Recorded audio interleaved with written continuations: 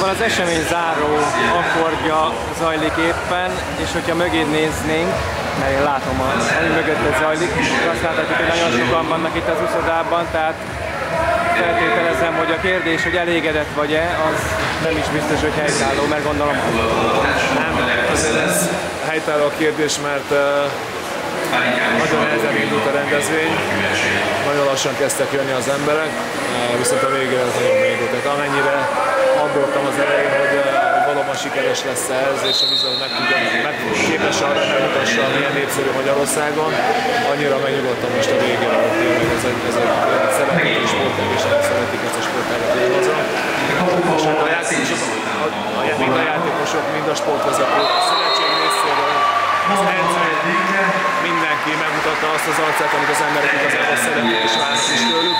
Hisz ma úgy is mondhatom, hogy nem sértődnek meg a játékosok, hogy komoly sportteljesítmény mögött a mai esemény mögött nincs.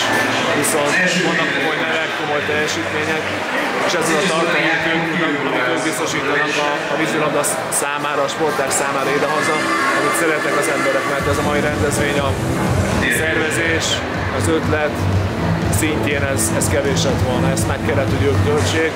Ezért tényleg hálás köszönet a Magyar Vízilabda Szövetségnek, az edzőknek, akik itt voltak, a kluboknak, akik jelen voltak, és vették a fáradtságot őket. A játékosok, akik a rendezvényen jártak, és természetesen a nézőknek is, hogy ennyi energiát befektettek és kijöttek, megnézték a mérkőzést. És bízom benne, hogy egy teljesen új vízilabda élményet gazdagodtak.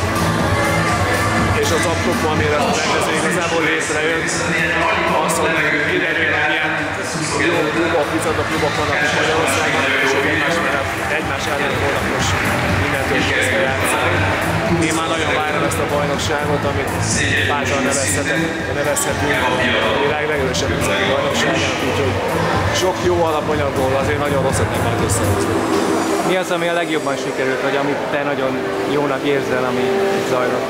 Ez az összhatás, tehát, hogy azt mondják, hogy minden jó vége, nagyon jó vége, és azok a pici aggodalmak, amik eleinte a fejemben voltak, és amik így megvalósul látszanak, azok szerintem rosszattak. Tehát helyreállt a rend, és